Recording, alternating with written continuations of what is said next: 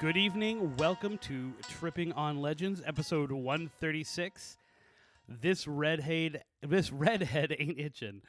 I'm your host, Christopher Balzano, and welcome to your campfire in the crossroads. I know it's been a while since we've done an episode, even a live episode. And just so that you know, class has been absolutely crazy, and school has been crazy, and for those of you guys who don't know, I now do the history tour, the haunted history tour, and soon the history tour in downtown Fort Myers here. So this winter and spring has been just absolutely crazy, and I'm glad to Goonies never quit. Goonies never say die. I'm glad to be back. I have a ton of material that I've been researching, and I've been dying to get it out. I put little tidbits out there, so if you are not following us on social media, you definitely want to make sure that you follow, listen, and subscribe at facebook.com/Tripping on Legends. On Instagram, we are at Spooky Tripping, and then Tripping on Legends on the TikTok as well. So it's kind of interesting because this episode really comes from what is not only a great passion of mine and something that is consistently in the back of my mind and kind of always in the back of my mind, but a motif, an idea within the supernatural, the paranormal, in these haunted legends that's never too far from whatever I'm doing. It seems that not only do I keep going back to this idea, and the idea is of the haunted hitchhiker or the ghostly hitchhiker. We're going to be calling it a whole bunch of different things over the course of the night, but it all boils down to the same thing. It's kind of whether it's the walking man of whatever town you're in, whether it's the vanishing hitchhiker when you're talking folklore motifs, whether it is, the phantom hitchhiker or the ghost or the phantom or the ghost hitchhiker. I mean, it all depends on where you're from and your perspective on it. So we're going to be calling it different things. And I want us to understand that as I go through this discussion, there is nothing that's going to come out of my mouth tonight that I think is overly revolutionary. I think it's one of those things that's right here, right? It's one of those things that's right here in the back of your neck, of to why these are probably, other than maybe the haunted house, the kind of haunted folklore that appears again and again and again. I mentioned I was on I do the haunted history tour, and we talk about McGregor Boulevard and the hauntings at McGregor Boulevard here in Fort Myers. And if you don't know, just think it's where the Edison and Ford estates are, if you know anything about Southwest Florida or, Edison and Ford. It's the road that leads to them. And I tell the story, and it begins, I always ask them, who here lives near McGregor Boulevard or has ever driven on McGregor Boulevard?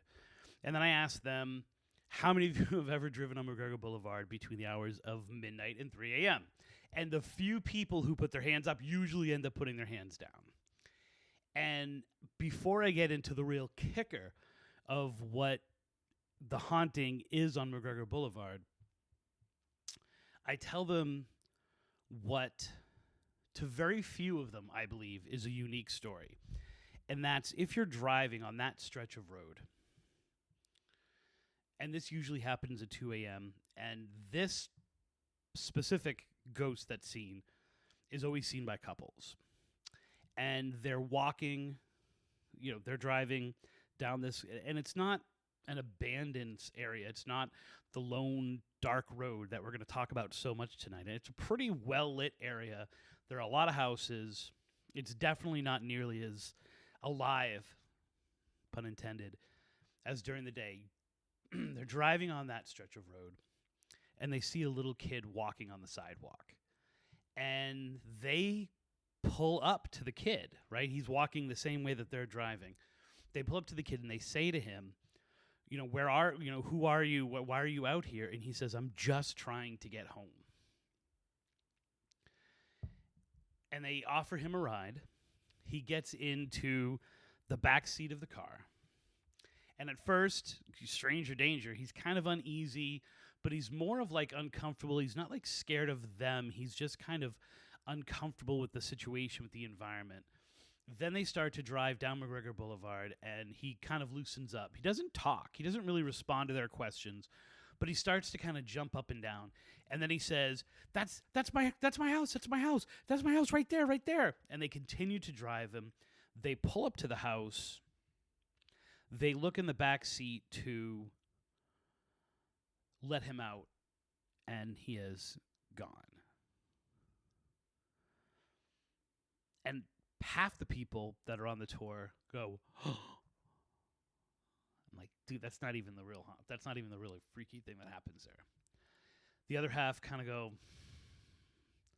and I say, I've heard that story hundreds of times, and that's not hyperbole. I have heard that from pretty much every state in the United States, some places more than that. And I, through the course of doing this, discovered that there was a weird twist of fate, a weird set of circumstances that actually not only inspired my passion for this and my love for this, but also maybe I helped move the needle a little bit on what is probably in the top 10, at least, of haunted legends that are in Massachusetts. And I'm going to not pat myself on the back as I do these things, because as you're going to find out as I talk, it's a synergetic kind of situation. It's not me being anything special or different or insightful, maybe even as much as the right person at the right time. So I was working on two different stories, one for the new book, and another one for an episode, right? And I've posted, you can go to my website, trippingonlegends.com. I posted the first part of this, like the research part. But there's this amazing, it's got like all my favorite elements. It's got this amazing, it's the Witch of Volco Road. A friend of mine named Beth told me about it. I started doing research. As I started doing more and more research, as happens when Balzano touches anything, it became a journey into serial killers and the Ocala National Forest. And it just wasn't this witch on the road. But I was like, witches, love it. Hitchhiker type legend, love it. And as I started to do that, it just happened to be that I was talking a lot with Kristen Good, who's one of the premier Bridgewater Triangle researchers and, paranormal minds in Massachusetts. And she had been doing a lot of work recently having to do with the Redheaded Hitchhiker of Route 44. And she's working on a major project herself. If you don't know her, she runs the Bridgewater Triangle Station, which is a store for everything Bridgewater Triangle-y. She's one of the boots-on-the-ground researchers into not just the ghost investigation part, but the ideas behind it and like the potential of what is it about the Bridgewater Triangle that sets it apart? Why is this happening? And what does it mean? All these kinds of great things. And as she was talking, it was both of these ideas, both the Volco Road and this witch story, and this idea about the Redheaded Hitchhiker, they're both rolling in my mind. And I have, if you don't know the story of the Redheaded Hitchhiker, we're going to get into a lot, trust me. But I first discovered it, you're going to see a lot of books, right? The New England Ghost Files. This is my bang-up research copy. I also have a nice signed copy that I keep, this is the one that I bang up and do my research in, that I bring to school, that I, read from when I come to school. And we were talking about this. And I have a complicated relationship with Charles Robinson, who wrote that, which we'll get into. And, she's telling the stories, she's talking about the research she's doing, which is well beyond what anyone else I know who's looking into this story on that area is doing. And it started to kind of roll into my head, and I thought, and I've posted this before, and no one has ever able to really give me a response. In this book, in the New England Ghost Files, the ghost is referred to as the Redheaded Phantom of Route 44, not the Redheaded Hitchhiker of Route 44. And I started to become obsessed with this idea of when did that name change? When did the name change? And then as I started to dig into it, right? So now I'm like, okay, so where did it shift? And more importantly, does it matter at all? Then I started to kind of roll around some things that were kind of like, well, do we even have hitchhiker legends anymore? Right? I mean, I have, and I'm going through, and trust me, every time I have a legend like this that we legend trip, that we cover in the show, I always, hashtag hitchhiker, and I refer to it and I go back to it, and that's the kind of genre that I put it in. And so I started to think, like, do we actually have any new hitchhiker legends? And along with that, do we actually have any new sightings of these types of ghosts? So one was very specific about him. Is there a reason, and when did the name change? And then, of course, do we have them anymore? And as I started to look into things and kind of dig really deep in this, and by really deep I mean reading, folklore journals from 1942, I started to wonder, do ghost stories become hitchhiker stories because we crave and believe them? Is it more of there's a haunting on the side of the road, or there's a ghost in the road, and we label it hitchhiker, and maybe even through retelling, are they just wandering spirits that we kind of put into hitchhiker stories? And then, of course, what does all of this mean, right? Like, where do these stories come from? And I'd obviously done a lot of research on this for the last 20 years. Like, why do we have these stories? What do they actually mean? What do they date back to? And then early on in the research, so I'm basically laying out like my tenets for what we're going to cover today. Very early on in the research, I came across this one quote that led to a whole nother kind of play on this, which is in the beginning. So in this 1942, at the time, definitive study, which I'm going to get into in a lot more detail, it basically put forth the idea. Now, this is the part that's going to maybe rattle people even more. This idea that hitchhiker legends are almost exclusively women. So that got my fur up immediately. And I was like, no, that's not true. Redheaded Hitchhiker doesn't identify as a woman. Not only that, but like, no, I've got stories. I've got this one and this one and this one. And I started to really get into the idea of what is the difference between a wandering ghost legend and a hitchhiker legend, and when do those things cross and interbreed and get mingled, and mingle, I should say, and get mixed up. And so my effort with this, which is kind of just me now solidifying the research, going from the book and the page to try to come up with some kind of story, some kind of narrative behind this, is, why do these legends exist beyond the other legends? Are they what we really think they are? And what does it all mean? And why? What is in a name, right? I didn't do this.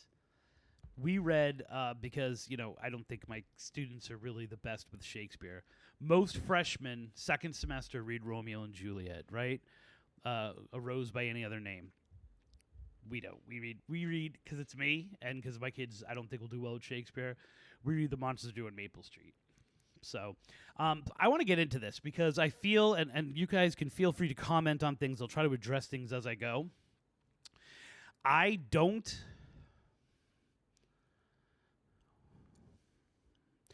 If I'm looking at this straight, and this is one of the things I came across today that was really kind of messing with me. This idea that like these are the way that you view these stories has a lot to do with what you're doing, right?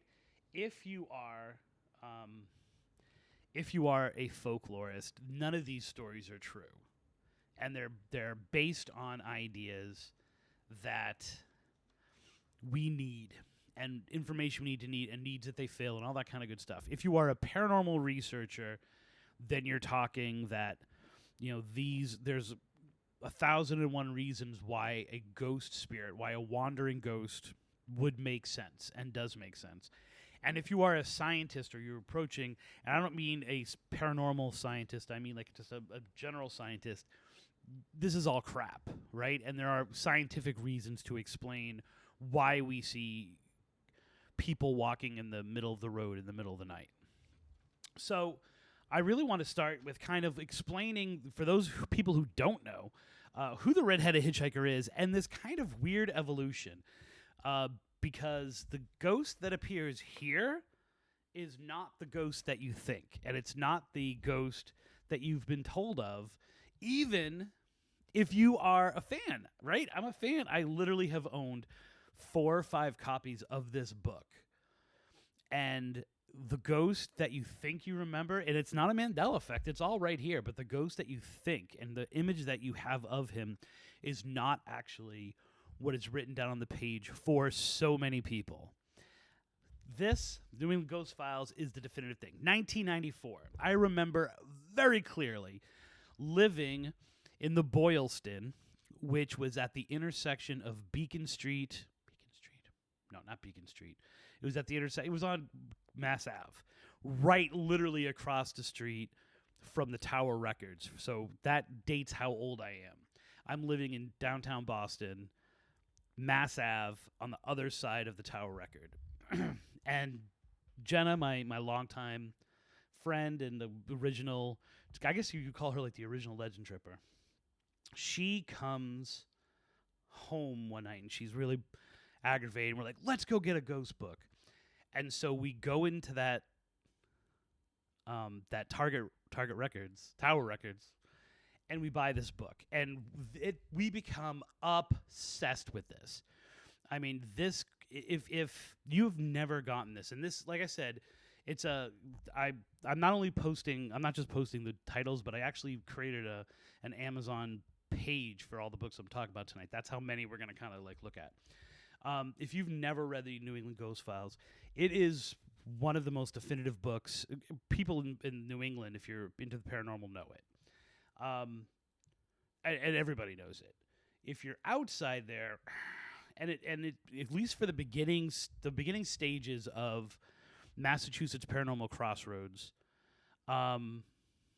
it was like what I used as my Bible for how to present this information. There are 4 accounts, and it is called the Redheaded Phantom of Route 44. And it's hilarious because anyone who knows me or is a regular of the show knows I can't say the word phantom very well. It presents 4 accounts, so I'm going to call these kind of like the canonical accounts. These are the accounts that kind of led the groundwork for everything else. The first account is a man driving home. It's the wintertime. It's 11:30 at night, and he is driving 50 miles an hour down Route 44. And Jen, thank you for letting me know about the other one crashing. Going down Route 44, and he sees this red-headed man in a flannel shirt literally right outside his window. So this red-headed man is keeping up pace with him.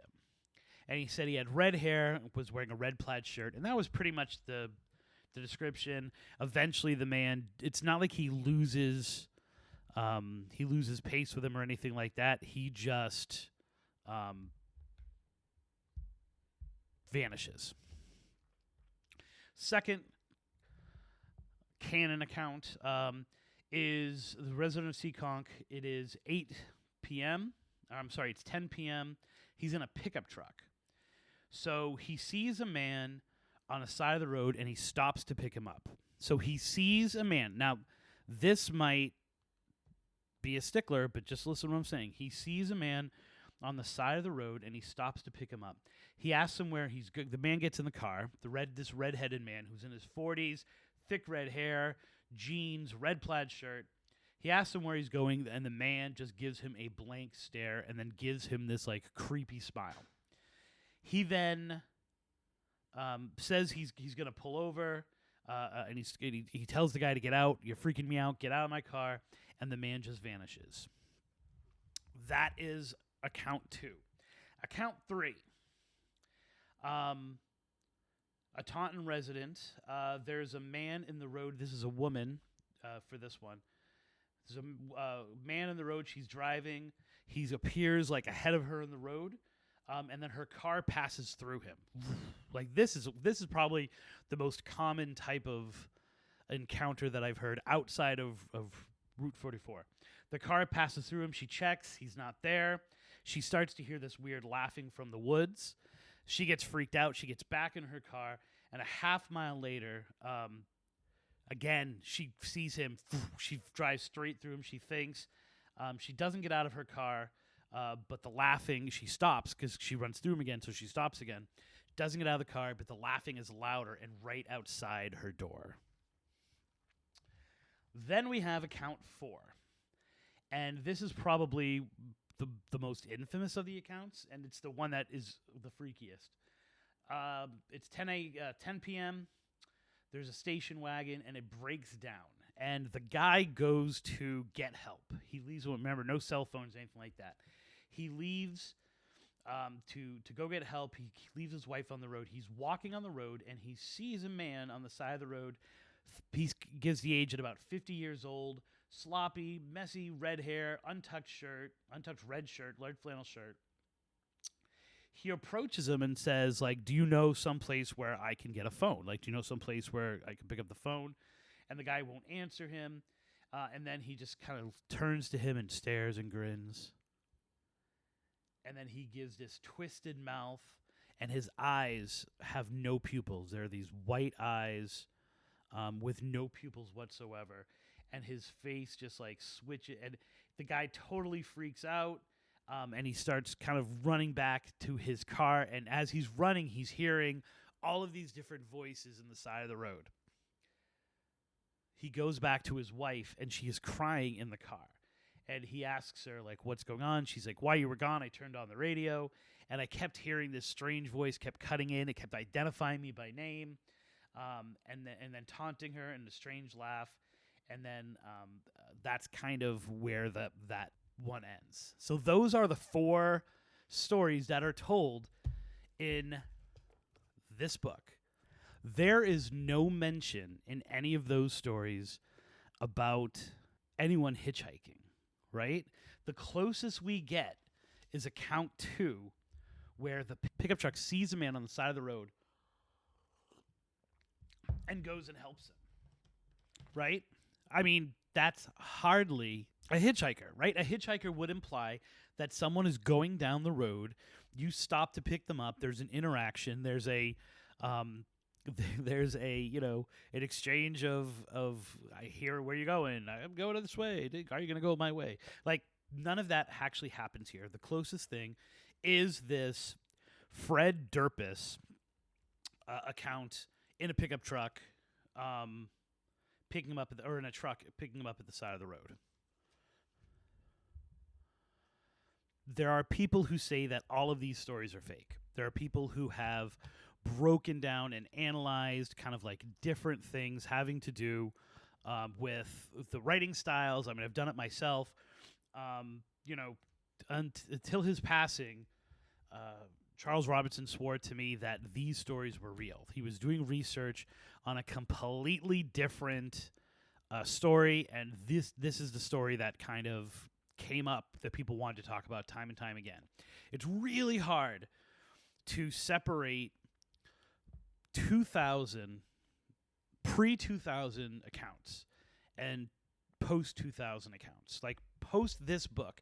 And this book did take a little bit of time to germinate, to kind of get out there. I thought I saw Kristen say somewhere that it had sold 100,000 copies or 500,000 copies, in the hundreds of thousands of copies.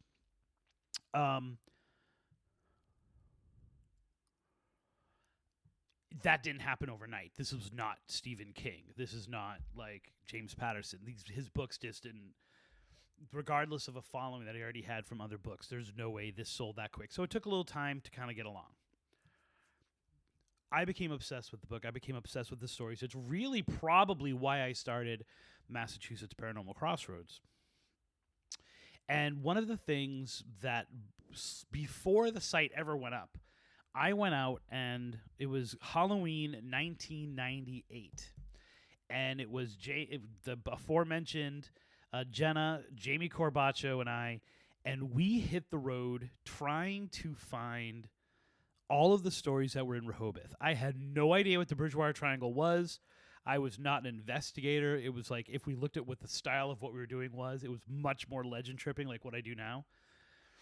We went out there, and I've talked about this trip before, and we hit all these places. We hit the Shade Factory Pond. We hit Anawan Rock. We hit the Horbine School. The thing that we kept going back to time and time again was the Hitchhiker of Route 44, because you could, track that. That was something you could do it for free. You didn't have to go through the woods as like it got really later and darker.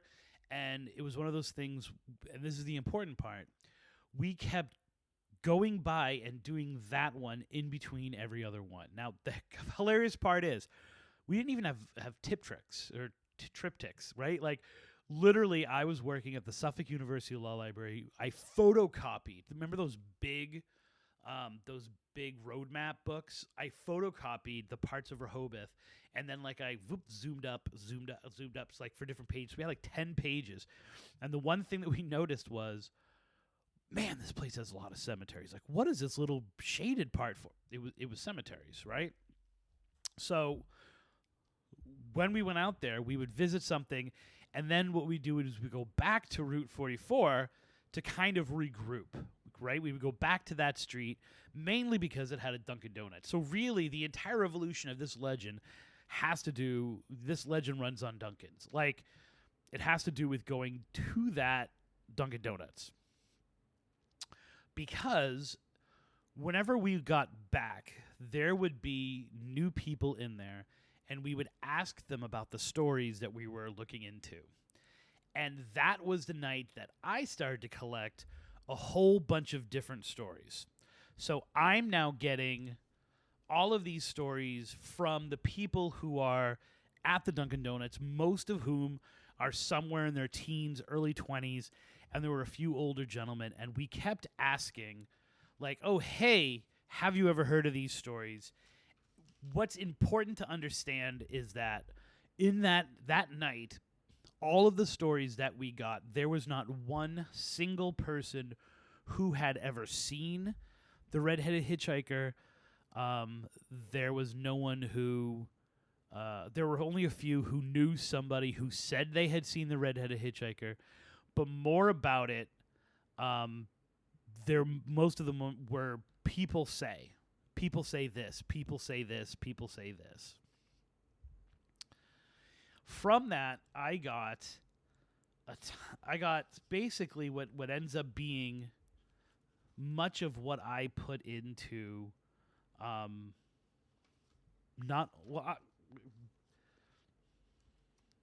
I get a lot into what the stories that end up in the Encyclopedia of Haunted Places, basically. So, 2002, I'm obsessed with hitchhiker legends, and the Redheaded Hitchhiker is feeding that, but it's also further proof that these are really great stories. And I am reading like it's my friggin' Bible, Jan Harold Brunvard, who I've often referred to as both Harold Brunvard, John. It's Jan Harold Brunvand. And I was actually able to speak with him at some point, which was kind of cool. And I remember I was reading this book for the second time, and I was watching the movie Urban Legend, and this book is like on the professor's desk. I'm like, oh, shut up, I'm reading that book. And I became a huge student of this approach. And I recently, for this show, reread this, and for this research, reread this. And it's actually, it holds up as a really good book and as a really good investigation. And obviously, he's much more of a insane folklorist than I could ever hope to be. And I mean, the man is beyond it. If you have not read any of his stuff, you want to get into it. And of course, if you were looking at things, he was the one who wrote the text for this stuff, the Big Book of Urban Legends, which it's the reason why there's this show today, right? I mean, and by the show today, I mean Tripping on Legends. So I'm reading this, and I'm trying to be my best, Brunvand, and analyze what are these stories all about. And he talks about the vanishing hitchhiker. And there's, he basically kind of sets out these very strict rules. And you have to keep in mind that he's talking about dozens and dozens of people who are reporting these, and he's studying them, and he's going into some of the stuff that I'm going to talk about a little later. And he comes out with a basic template. And the template is exactly what I said I was talking about at the beginning of this episode. They're almost all women, right? And the ones he identified really they fall into these major categories, which have kind of proven to, regardless of the variations, these actual hitchhiker legends fall into these four major categories. The hitchhiker gets into the car, almost always a woman, like ridiculously almost always a woman, and vanishes en route, right? The second is a woman is picked up at a social event. So this is like the Resurrection Mary type. The woman is picked up at a social event or leaving a social event, and there is a created need for her to get home safely, whether it's the weather, whether it's, she's lost, whether she seems to have had a bad night. And so, these people come. And both of those stories usually end the same, which is they go to the house afterwards and the person says, that's my daughter, she's died, and she died on this night 4 years ago. You're the seventh person to come here in the 4 years. Or they go to the graveyard to look for her because she disappears as they go to the graveyard, and when they get there, her coat or the sweater that she borrowed from one of the guys is hanging on her headstone. Then you have, there's a hitchhiker. The hitchhiker gets in, and they predict danger or something bad that's going to happen in the future. And that is, oftentimes that's be careful of this stretch of road. Don't get into an accident. Watch the weather. Gives them some kind of warning, and then that warning is somehow connected and tied to how they actually ended up dying, how the person who gets picked up died. And then the fourth one, and this really falls far into the realm of the paranormal and probably folklore, supernatural stuff, is the person ends up to be some kind of paranormal or supernatural creature. And as a lot of these stories ended up kind of going global and coming from global, you could really find that, whatever your paranormal thing of choice, whether it's a vampire, whether it's a werewolf, whether it's a djinn, all these kinds of things, that's what's getting into the car. And there's some kind of I'm reminded of the Devil in the Dance Hall, where it somehow is revealed that this is not a person, but it's some kind of supernatural paranormal creature, and therefore, boom, like there they are, and they disappear. So that's where I'm coming from, right? I'm reading this, I'm getting all of his stories. I in 2002, I read an article, and I put it up on Massachusetts Paranormal Crossroads, and I refer to him instead of the Redheaded Hitchhiker. I'm sorry, it's the Redheaded Phantom. I refer to him as the Redheaded Hitchhiker because by that time, intentionally or unintentionally, I had become so obsessed with the work of Brunvan that I just, that's what it felt like to me. I also wanted to distinguish myself while still giving praise to Robinson. I wanted to distinguish myself.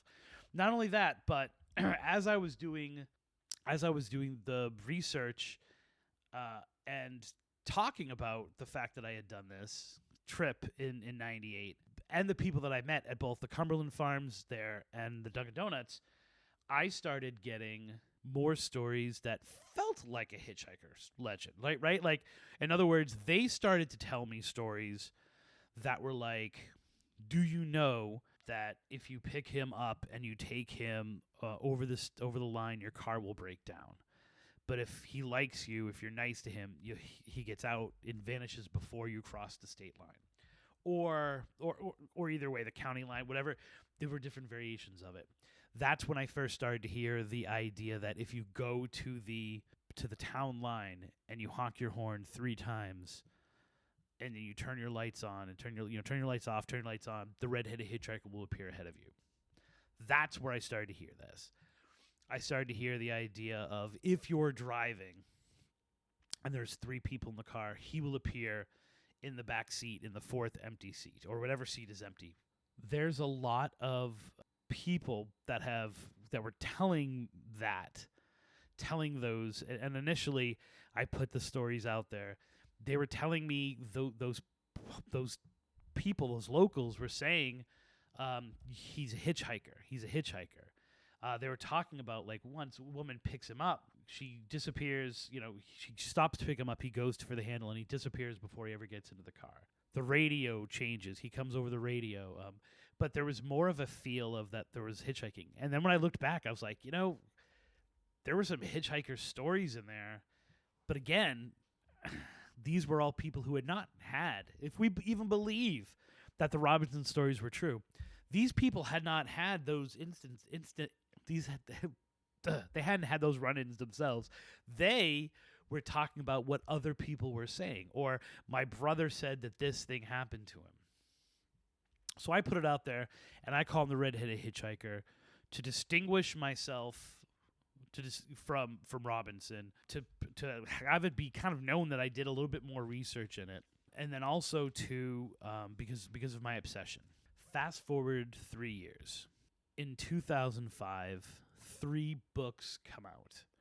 All 3 of these books refer to it not as the Redheaded Phantom, but as the Redheaded Hitchhiker. And I believe that is the moment. 2005 is the moment where the consciousness of what this ghost was and what he does shifted. Those 3 books: Weird New England by Joe Citro, The Encyclopedia of Haunted Places, edited by Jeff Belanger, and Haunted Massachusetts by Sherry Revay. Or Revay. I don't give a crap what the frig her name is. Interesting story. So these 3 books all come out in 2005. So all of them reference, not only do all of them reference stories that are, not only do they call it the Redheaded Hitchhiker, all of them reference stories that are not in the New England Ghost Files, but that are on my website. And now at the time, you can't own a legend. So that's not. Trust me, I'm nowhere near as like. I'm not claiming like stop. Probably the most famous of these, and Jeff will kill me for saying this, but would be Weird New England, right? Because it's a weird book. Like the weird books sell like crazy. Like just make a weird whatever, and it's gonna sell. Joe's a great guy. Love Joe. Joe is vital to who I am as a person, as a researcher. I contacted Joe. Now you can clearly tell in Joe's book that he does not believe Joe. He doesn't believe Charles Robinson at all. Right? He has very much a kind of like tongue-in-cheek approach. Is that like the best way to say it? Like this kind of you could clearly tell that he is not a fan and he's not wholly believing in this story that he's telling. I talked to Joe, and Joe basically said to me, I 100% used New England Ghost Files as the major part of my research, but I also used the stuff from this woman named Wacky Witch, who, by the way, was also one of my references. So we kind of like, had it the same there. And this Massachusetts Paranormal Crossroads, and I was like, oh, that's mine. That's my stuff. And he's like, oh, okay, like yeah, I use that too. And I'm like, all right, well, excellent. So we've got it going on. Book one, totally. I influenced, right? Book one totally is one of the ones I can kind of claim. I can clearly say came from that research. The second book, Encyclopedia of Haunted Places, has a whole section on the Redheaded Hitchhiker, a whole entry on it. I wrote the entry. Like this was the first thing I ever had published. So boom, mine.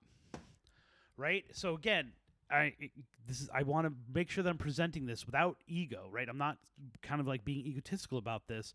I'm just trying to present this idea of like one person changed the name for his own reasons, which are vital, crucial reasons. But then comes Haunted, Massachusetts. When that book came out, right? And that's not on my Amazon list, by the way. When that book came out, I was appalled because it was the first time I had been doing research. I had put my stuff out there, and the first-hand accounts of things I had done at Charles Gate Hotel, for example, were used in that book. And I'm like, you literally, I'm a writer, and you stole my own personal stuff. Now, how am I supposed to ever like publish those stories for myself, right? Like you've beaten myself to the punch here. But there was also a whole bunch of other little things that were clipped. And one of the things was she had specifically taken references in from my article and published them. Now, at the time, I was like aggravated, and I had too much time on my hands. Before kids, I had a nice, easy job as a acquisitions person at a library. I wrote her a nasty email, and I basically was like, "You're a thief." I literally, I found in me all the emails again. They're in a file called Thief. Like that's how I really felt, and I attacked her for stealing my stuff, for doing things that, like my research, all the things like which I now could easily do, but instead I just kind of go harumph about it rather than confront the writers and, and then make a pledge to not do that when I'm doing stuff. She emailed me back. This is the lamest ass excuse of all time. She emailed me back. She said, I was having such a good day. I guess my good day's over. She basically said that she didn't take any of my stuff, and more importantly, it was okay if she had stolen it because she had recently gotten divorced, was a single mother, not getting child support, and that she recently had an accident and was on pain medic. I mean, like all these things, and I'm like, bitch, I don't care about your life. Like, I don't know you. I'm just mad. Like, I was a pissed off, like, 25-year-old being like, rah, rah, rah, rah, 30-year-old, blah, blah, blah, blah, blah, you know? However, what she didn't know is this. Yahoo, which is what my web server was back then, Yahoo had, like, they have yet to come up, I think, with analytical data that is that easy to present to people. Not only was I able to track her IP through my site, but I was able to see where she had clicked on my Amazon associate links and purchased the books that I reference on my site that she then used for research. Right. So, bitch, I know you're on my site. Probably the most important thing that is the real telltale thing about these, and it comes up especially in Haunted, Massachusetts. And you can know she's not from Massachusetts because no one from Massachusetts calls it the Bay State. I make reference to the different kinds of eyes in those first reports. So if she had just used that report, I make reference in the article to the different colors of his eyes, that they are sometimes, and she literally used the same words that I use. I'm looking for them right here. Black, lifeless, glowing, empty. Red, yellow, green, white, mischievous, evil, insane, and unnatural. Those are pretty specific words, right? She uses all of those words. So basically, these books come out, and you can tell the Encyclopedia of Haunted Places is extremely popular. I have 2 different editions right here in my house. We're about to say Weird Florida. Weird New England, obviously, Keystone book. It's about New England, so you're talking like all of those states it's being sold in. I would never ask Joe what the sales of it were, but you could tell it was huge, right? Like, an extremely ghostly place at a time when the quality of the ghost books was not that great. He had to have killed with it. And then this Haunted Massachusetts, this woman, you know, Sherry Reve had printed other books. There's another edition of this one under a different name, a different last name. So she obviously was a successful writer, which is what she also said in the email, that she was a successful writer. So these books definitely got the word out there, which means, if we boil it down, that I changed the name. It wasn't because I have a hard time saying the word phantom. I changed the name from the Redheaded Phantom to the Redheaded Hitchhiker. And along with that, we have this idea that this spirit in Rehoboth, this ghost in Rehoboth, this ghostly legend in Rehoboth, is trying to get inside your car. That's the first level of it. So why is this important? Joe Citro actually said, I don't get what you're trying to do here. Why are you looking into this? Like, what's your angle? And the response that I had was, I haven't the slightest idea why I'm trying to do this. The second part of this was, who cares? And I'm pretty sure Joe might have even phrased it like that way, but that was the general content of it, which I love, because that's what you think. Like, who gives a crap whether it's the Redheaded Hitchhiker or the Redheaded Phantom? Like, they're a rose by... Shut up. My son's now making fun of the way I say it. A ghost by any other name, you know, is still going to haunt the same. I disagree. I disagree that a phantom, the Redheaded Phantom and the Redheaded Hitchhiker, presents 2 different variations of the story and 2 different intents and fills 2 different needs. Do I approach this as a folklorist, or do I approach it as a man telling what is essentially a true ghost story? Those are 2 very different perspectives, and they're 2 very different ways to go and look at this story, and to then look at the other stories that are kind of going along with this. The Redheaded Phantom is a spirit trapped in an area who is walking for eternity down a road and freaking the crap out of people as he does it. The Redheaded Phantom is outside of your car, and he's the king of that domain. And I would go on record as saying the stories that I've heard, I've been calling him, so I don't have to do this decision, I've been calling him Big Red lately. 80%, 85% of the stories that I've heard, which almost are always secondhand stories or random sightings or things that happen in that area that people associate. Things like your car breaking down.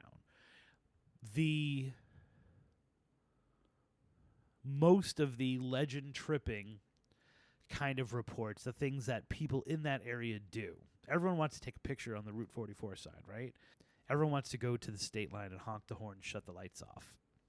That ghost is outside of your car. That ghost is a ghost that's trapped, that's wandering. It's a spirit who, it's not a residual type haunting. It is forced to remain there for eternity, right? Or until something happens, but we don't know what that is.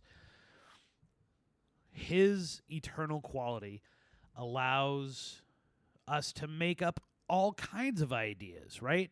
I remember, I think it was actually Wacky Witch who contacted me saying that she had done research, and it was a farmer who lived in the area, who got hit when he tried to fix a tire. I've heard that story, that exact same story on other locations across the United States. The Redheaded Phantom is outside of you and your world. To some degree, the Redheaded Phantom defies folklore. It does not jive with the haunted folklore and the things that are happening in other locations. If we are trying to separate what might be, and I think I even talk about this in my original article from 2002. It defies everything that we think of when we think of vanishing hitchhikers and that kind of folklore motif that's put out there. He does not do. First of all, he has a penis, right? He's a guy. But other than that, there is so much to what's going on with him that does not jive, that does not fulfill a need. Folklore often exists because it fills a need. He does not tell us more about the history of Rehoboth because we don't know who the hell he is. Just doesn't do that. He doesn't help explain a natural phenomenon or like he does not help hold up the ideals of the society with which he is seen in. Like that. He does not, and I'm already feeling this has got to be a 2-part episode because I haven't even scratched upon like hitchhiker stories in general. He doesn't connect with our need to go from place to place, or I mean, it's all these things that when I break down what hitchhiker legends actually are. He doesn't fulfill any of that. He doesn't do any of that. So he is an anomaly, but he's not really an anomaly because what he's doing in Rehoboth, and from what I understand, continues to do, what he's doing there is the same thing that's being done in at least 47 other locations across the United States, if not more. It's the same thing that's being done in at least 7 different places here in Florida. That's the Redheaded Phantom. The redheaded hitchhiker is trying to get into your car. The redheaded hitchhiker is expressing a need to get home, to leave, to get into your life. Big Red messes with your radio. Big Red doesn't seem like he's trying to go home and can't. That's the difference between a redheaded phantom and a redheaded hitchhiker. Does the name matter? Yeah, the name matters because we can compartmentalize. If I never go on Route 44, I will never see the redheaded hitchhiker. If I see the redheaded hitchhiker, nothing bad will ever happen to me. When I see the redheaded phantom, I should say. I see the redheaded hitchhiker, I am inviting that ghost to haunt me. I am inviting him to come into my car and do what he must and do what he can. And when I am witnessing a paranormal activity, and I'm now extending this beyond Big Red. If I'm driving down a road and I see someone walking in the middle of it, woman, she's dressed all in white, I almost run her over. That's there. That happens there. That can be explained. That you can talk about this, you can talk about that. If we were ever to have first-hand accounts of a red-headed or black-haired or bald hitchhiker that we pick up, the story becomes very different. You're now a target. You've now entered into your life. There's a reason why when you really boil it down, it comes down to the hitchhiker ones are those four. And those four are the second and third and fourth hand accounts or just town legend of 1, 2, 3, 4. Very, very common. First hand accounts of these four, not so common. He vanishes en route. She vanishes en route. She's picked up at a social event and needs some kind of help. The hitchhiker predicts danger, the future, or a place to be careful. And or the hitchhiker is found to be some kind of supernatural paranormal creature. Those are hitchhikers. Each one of those expresses a whole bunch of needs. A phantom is a ghost. A phantom's not a lore. Do I believe, when it all comes down to it, do I believe that Charles Robinson is truthful in this book? Right? And do I believe that the people who are saying they've had first-hand accounts are lying? It's a tough sell, right? The folklorian ones, easy, right? The people who have heard you do this, you do this, you do this. The people I was going through, there was this whole thing about, what's his name, Ted Williams. I was following this Ted Williams thing about, they had this great stat about Ted Williams. And I was just looking at the comments, and I was like, oh, why do I ever look at comments? So I'm looking at the comments, and all this stuff is being said. And these people start to argue about Barry Bonds and who could Ted Williams hit today. Da, da, da.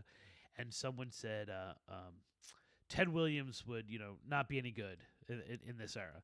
And someone else said, what are you talking about? He had this, this, and this. He would be great. And the other one said, yeah, prove it. I'm like, you literally just did the same thing. Like, you presented something you couldn't prove. I cannot prove what is real or not real. In this book, what people told to me, people hanging out, but wow, how about this? If you read, and I have 13 of them, if you read a story in a ghost book,